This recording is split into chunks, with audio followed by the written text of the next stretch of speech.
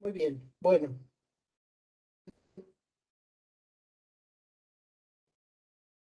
listo, ahí está. Entonces, vamos a ver hoy lo de la práctica 9, que son los web service con Python. Vamos a tener que ir trabajando poco a poco con esto porque el tema, pues bueno, se tiene que revisar en varias, al menos en 2 o 3 sesiones para completarlo así a cabalidad, pero ahorita vamos a ir comenzando, ¿no? Entonces, lo primero, esta práctica ya está allí en el sitio. No he puesto, por supuesto, ni en el caso de la práctica 8 ni el de la práctica 9 qué es lo que estarían ustedes entregando. Eso lo haré, yo creo que el día de mañana para que el viernes lo puedan revisar y ya pondré la fecha. Y bueno, y también con todo esto del regreso presencial que ya platicaremos ahorita en un rato. Entonces, no perder de vista que lo que queremos revisar en este caso es conocer el modelo de trabajo, ¿no? En este caso son web service de tipo REST, eh, del lado del consumidor, es decir, tenemos que construir un programa que consuma un web service que alguien ya tiene publicado, de preferencia de manera pública, de manera comercial, pero que nos permita a nosotros en alguna versión gratuita consumir el web service utilizando un script de Python y obviamente pues utilizando el formato de JSON con estos web services de tipo REST, ¿sí? El código de la práctica, aquí ya lo puse, como siempre es el mismo repositorio. Y adicionalmente puse también que ustedes lo puedan ver en ejecución en Google Colab, por si alguien ahorita no tiene cómo tener instalado el Python, aunque ya en la ocasión anterior mencioné algo de instalarlo. Entonces, bueno, primero, para esta asignatura, conocer el modelo de trabajo nos referimos a cómo eh, conecto yo dos programas, ¿sí? Eso lo hemos venido platicando y he reiterado muchísimas veces que en esta asignatura de lo que se trata es comunicar dos programas que están a distancia. Pueden ser, por supuesto, más de dos programas. Ya revisamos, iniciamos con Socket, nos pasamos a RPC, vimos un ejemplo con RMI, ya vimos un pequeño ejemplo de web service con Java, aunque ese es con formato XML. Y ahorita vamos a ver un formato con un ejemplo, perdón, con formato de JSON. Todo lo que queremos ver es eh, observar, mejor dicho, cómo, cómo se trabaja, ¿sí? Con los web service sin que tengamos nosotros que revisar cuáles son los puertos, cómo se abren las conexiones, cómo se establece el formato de datos. Nada de eso nosotros vamos a revisar cuando usemos web service. Siempre nos vamos a concentrar en cómo comunicarlos y cómo transferir los datos, ¿no? Entonces, bueno, dicho esto, eh, lo primero, necesitamos consumir los datos de algún servicio web que ya esté disponible en Internet. Vamos a abrir este sitio web que es Open Weather, que es pues, una página de clima abierta, ¿sí? Si ustedes la revisan, pues aquí observarán que les va indicando con un pequeño dashboard eh, cuál es el estatus del clima por hora, por día y en algún lugar en específico. Eh, Aquí nos habla de que tienen disponibles unas APIs, que en este caso son una forma de procesar los datos que ellos ponen a disposición nuestra, ¿sí? O sea, no solamente aquí de manera gráfica que me muestran estos datos, sino cómo yo los mando a llamar y los puedo utilizar en un programa que yo haya escrito, ¿sí? Incluso, pues, por ejemplo, a lo mejor copiándolo en una base de datos y yo desplegándolo a través de alguna otra aplicación, ¿no? De hecho, hay aplicaciones de clima que eso es lo que hacen, van y se conectan a una API general, una API web como esta, y ellos lo único que hacen es obtener el dato y desplegarlo en la aplicación móvil para que nosotros lo veamos. Entonces, bueno, si tú lo revisas, aquí viene explicado ya para desarrolladores.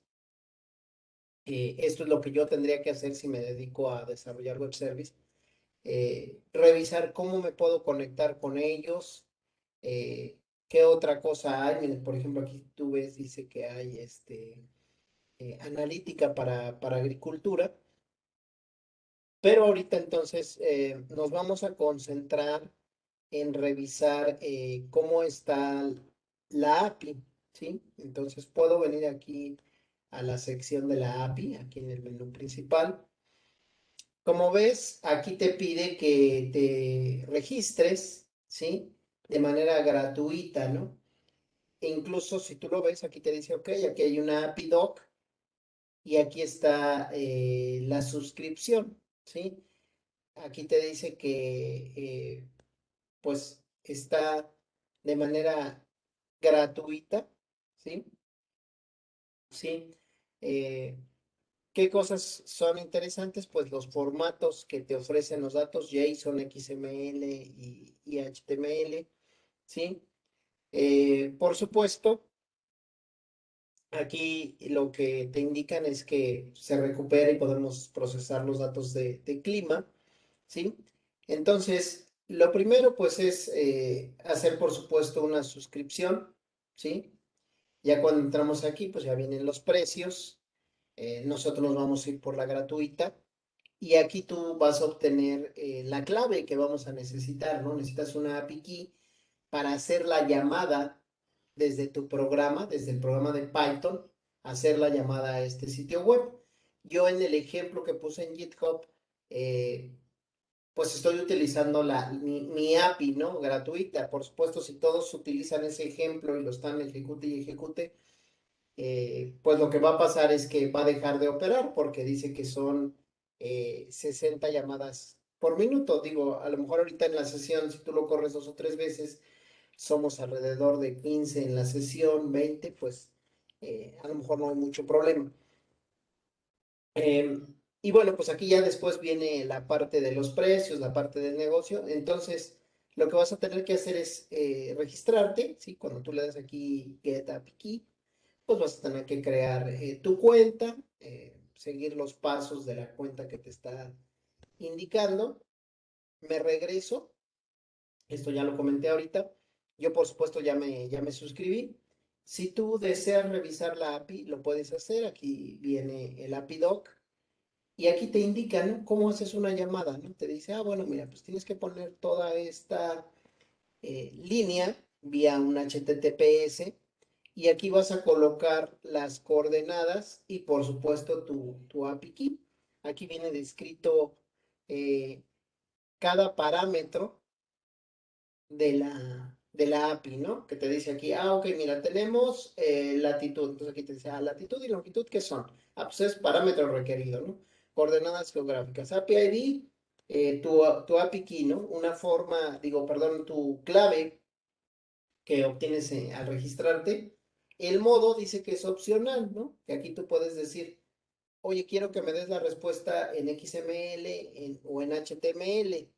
Si tú no utilizas mode, estás asumiendo que el formato que quieres que te regrese por defecto esta llamada sea de tipo JSON, ¿no? O sea, estamos hablando de literalmente copiar esta línea y ponerle nuestros datos, pero no utilizando un programa cliente como lo es el Chrome, el navegador web que en este caso estoy usando.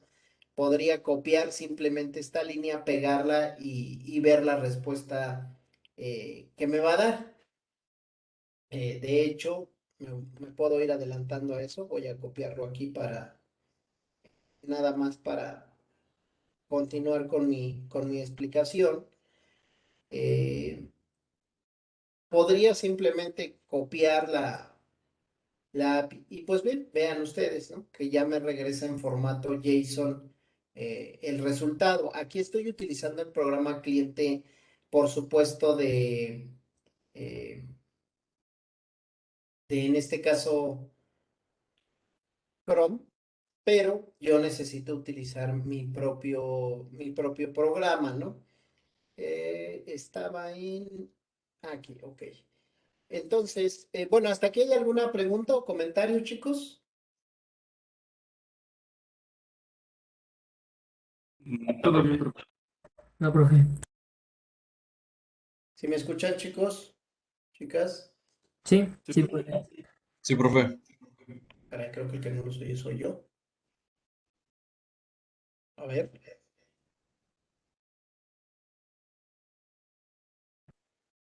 Ya nos ¿Ya me escucha, escucha, profe. profe? ¿Puede escucharnos, profe?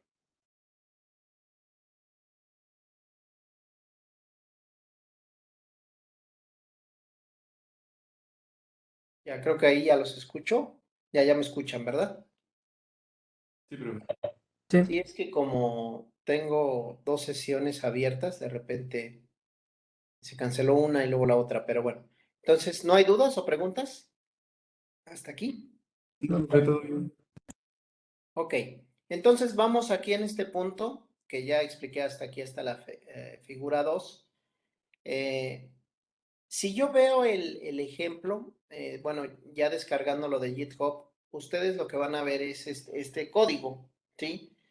Donde se hace, pues obviamente, uso de algunas bibliotecas, ¿sí? Ahorita las vamos a ir comentando.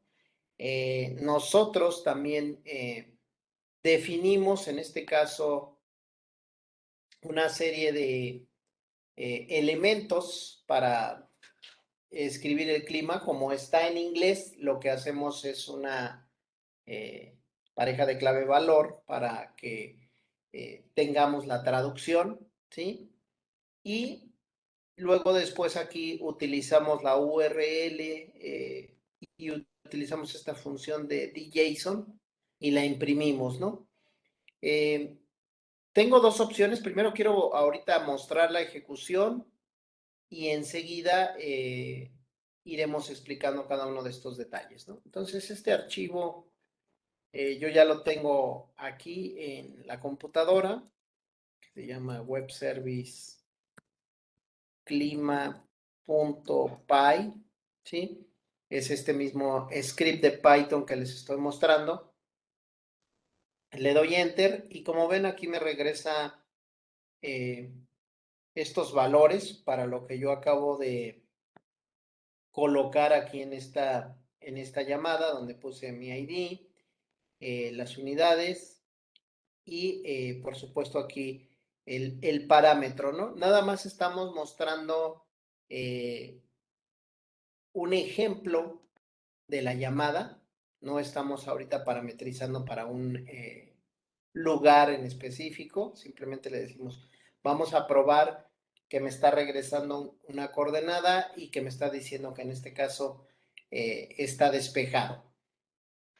Aquí en esta computadora pues ya tengo instalado Python. Sin embargo, si en algún momento, incluso si están en su teléfono celular y lo quieren ver en ejecución, podemos utilizar el ambiente de Google Colab, ¿sí?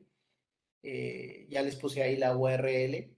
Ya había platicado la vez pasada que esto de Collaboratory o Colab, pues es simplemente un entorno web donde yo puedo insertar código de Python y ponerlo en ejecución, ¿no?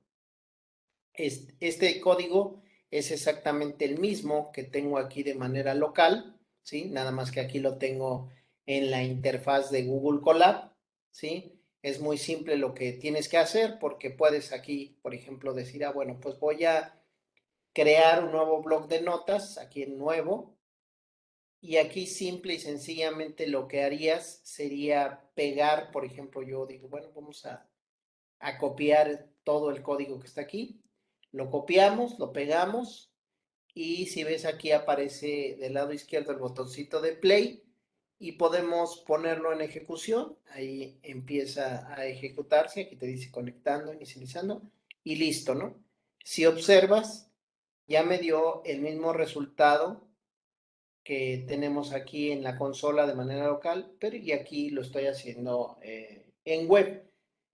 ¿Cuál es la ventaja? Como ya mencioné, si estás en tu teléfono, en tu tablet y muy seguramente ahí no tienes instalado Python y no puedes verificar el código, pues aquí lo puedes hacer, ¿no? Entras a tu cuenta de Gmail, abres Google Colab y haces pequeños ejemplos de código de Python para ver su ejecución, ¿no? Vamos a regresarnos a la práctica, ya que mostré la ejecución. Bueno, ¿hasta aquí hay alguna duda o pregunta, chicos? No, profe, todo bien. No, profesor. No, nada. Ok. Adelante. Entonces, vamos a ir platicando el código de acuerdo a lo que te dice aquí la práctica. Nosotros vamos a hablar, perdón, de estas primeras líneas que aparecen aquí, que es básicamente 5 líneas, contando la primera, que vamos a utilizar un ambiente de Python 3. Y después viene la primera, ¿no? Que en este caso es URLIF. Bueno, ambas son de URLIF, ¿sí? Aquí en este caso es una biblioteca para consumir los servicios web, como su nombre lo dice, URL Library o biblioteca de URL. Si tú lo deseas, aquí te puse el enlace directo donde te explica en el sitio oficial, por supuesto, de Python, qué es URL request, ¿no? Te dice, para abrir y leer URLs, o sea, para tener el mismo comportamiento que cuando utilizo Google Chrome o Firefox o Safari o el que tú utilices, Opera, ¿sí? Error, como lo dice aquí, contiene las excepciones. Parse es para descomponer, analizar las URLs, esta sintaxis que observamos aquí. A eso se refiere con hacerle el parsing, que yo puedo extraer, ok, esta es una variable, estoy parseando, ¿no? Digo, válgase el anglicismo que estoy utilizando o el Spanglish, de decir, quiero extraer esta variable, luego quiero extraer esta otra variable y luego quiero extraer esta otra variable y así sucesivamente. Entonces, eso se le llama que esta biblioteca parsee URLs, ¿no? Este otro es para parsear también el archivo robots.txt que aparece en los sitios web. No sé si de este están familiarizados. ¿Alguien sabe para qué es o qué significa el archivo robots.txt? ¿Quieren apoyar levantando su mano o comentando de manera general? El que guste o los que quieran. ¿Nadie, nadie? Carlos Gómez, ¿usted conoce esto del archivo robots? No, profe, la verdad es que no. ¿No? Bueno, en los ambientes web, cuando tú tienes visitas, por ejemplo, de Googlebot, vamos a buscarlo aquí arriba, Googlebot. Si tú lo buscas aquí, que es Googlebot, es un rastreador web, ¿no? Esto es cuando tú pones una página web en Internet de manera pública para que el buscador Google lo indexe o cualquier otro buscador, va a utilizar esta herramienta, este programa que se llama Googlebot, ¿sí? Para rastrear tu sitio web. Aquí te platican, perdón, cómo lo hace y que tú puedes poner un archivo robot.txt para bloquearlo o para literalmente impedirle que, que haga esta búsqueda o este rastreo de tu sitio web. ¿De qué estoy hablando específicamente? Estoy hablando de que, por ejemplo, aquí, tú ves que aquí aparece ahorita que le di clic en esta flechita aquí en los resultados, dice algo que dice en caché. Y dice aquí, ¿no? Lo dice muy claro, ¿no? Esta es la memoria caché de Google, ¿sí? y te dice que es una instantánea de la página, o sea, Googlebot fue y copió, ¿sí? El contenido de esa URL, ¿sí? De hecho, yo puedo buscar, por ejemplo, para tener más familiarizado, Pita, y aquí decir en caché, y estoy revisando o viendo, mejor dicho, una copia, una instantánea, como dice, de la página web de Upita. O sea, Google fue y la copió, ¿no? Literalmente, ¿no? Entonces, en esta situación podemos caer en una discusión de que si es ético, si es permisible para Google que haga una copia de la página web y la tenga almacenada. Por esa razón, muchos ponen esto de el archivo robots.txt para bloquearlo, para decirle que no quieres que haga una copia de tu página web y la deje disponible en sus repositorios, ¿sí? Entonces, bueno, después de aclarar un poco todo esto de robots y de Googlebot, regresamos al punto que nos llevó ahí. Estamos aquí en la práctica, entonces ya vimos URLlib, ya vimos para qué sirve, ¿sí? Tiene 4 funciones que ya dije que es request, error, pass y robot parse. De ahí ya nos podemos ir a la línea 4, que es HTTP client. En este caso no la vamos a mandar llamar, ¿sí? Porque prácticamente todo se hace con URLlib. Requiere más procedimientos, o sea, HTTP, como su nombre lo dice, es para poder procesar las etiquetas HTML u otro tipo de etiquetas que pudiéramos requerir, ¿no? En algún momento dado, ¿sí? Y en la línea 5, para que vayamos, sigamos en este tenor del que estamos hablando, aquí, esta línea 5, que es import JSON, pues es una biblioteca, ¿no? Para escribir, decodificar todos los archivos que son llamados y que son de tipo JSON, ¿no? Aquí volví a ponerlo de request para ver todas estas funciones. Y la primera función es esta de URL open, que como su nombre lo dice, pues es para abrir una URL, ¿no? Donde tú puedes poner todos estos parámetros, de los cuales yo únicamente en este ejercicio práctico vamos a utilizar URL y tiempo. Tiempo en este caso, o el timeout, es el tiempo de espera en la petición, o sea, si cuánto tiempo se tarda en enviarme los datos y en caso de que tarde más tiempo, pues le daría un error, ¿no? Por ejemplo, si yo quiero abrir, como ahorita hace rato, Upita, ipn.mx y le doy un timeout de 30, podría tardarse más de esos 30 milisegundos y mandarme un error o simplemente mandarme el objeto, ¿no? Ya codificado, ¿no? Entonces, bueno, con esto ya platicamos por qué tenemos que extraer estas bibliotecas y para qué nos van a servir. Y enseguida lo que nos dice ahora es escribir una función. Aquí, por supuesto, lo que estoy haciendo es simplemente crear esta tabla donde se hace la traducción de la palabra de inglés a español. Literalmente esta X que recibo aquí, pues es lo que hace es venir y preguntar, el valor de X es thunderstorm, entonces tradúcelo como tormenta, ¿no? O es clear y pone despejado, ¿sí? Es lo único que va a hacer.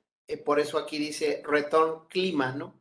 X, ¿no? Que va a regresar el equivalente a esta pareja, que en este caso clear y despejado, ¿no? Entonces, esta es, como lo acabo de mencionar, simplemente una definición de una función en Python para hacer esa traducción. Y lo que sí viene ahora es esta función de... permítanme un segundo, es que necesito conectar el cargador. Tengo ya su pila. A apagar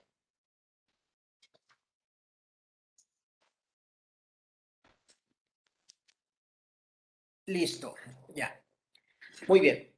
Entonces, les decía que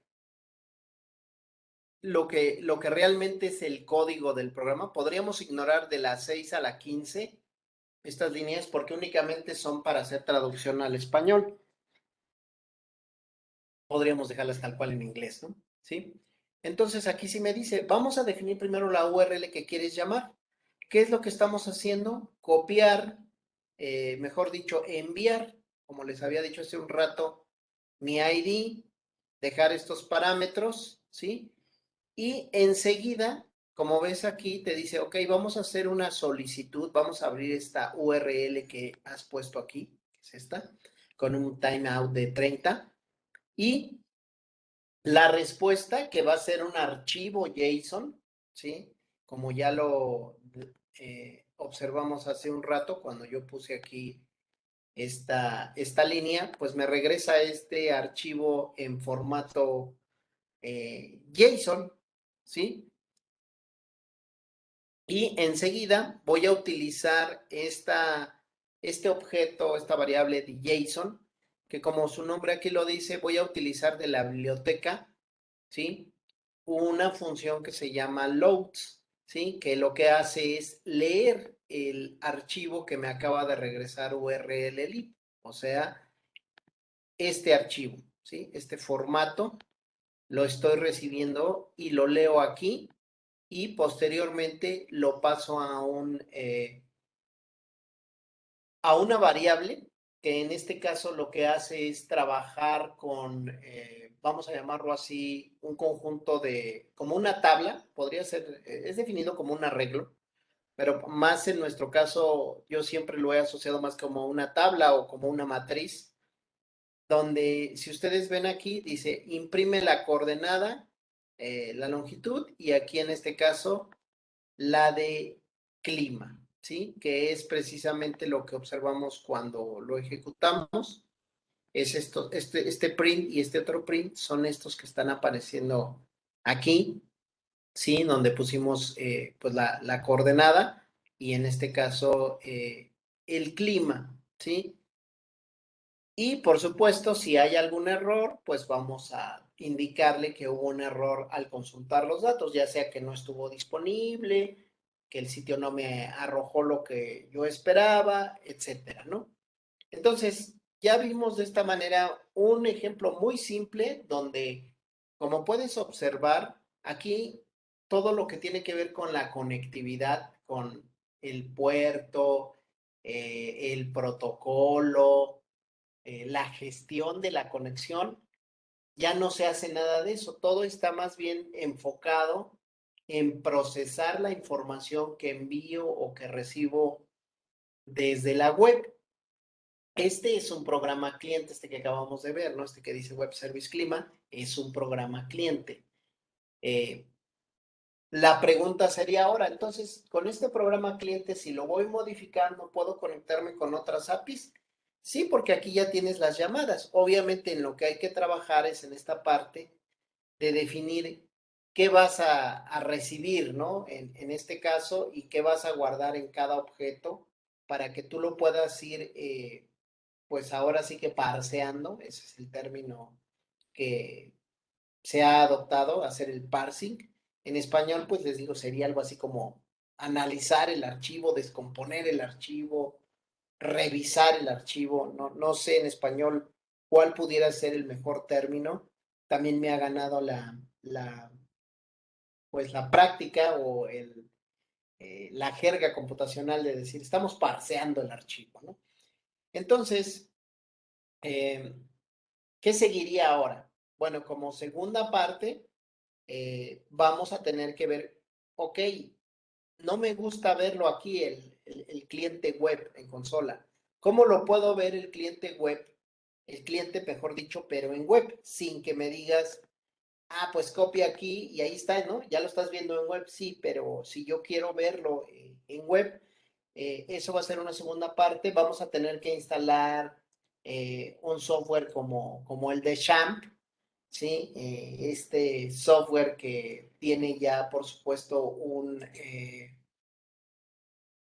conjunto de servicios, un servidor web, porque necesitamos un servidor web para echarlo a andar y luego ahí montar nuestros web service, ¿no? Lo mismo que hicimos en Java, que el entorno levantó Glassfish y puso allí el web service y luego lo mandamos llamar con otro cliente.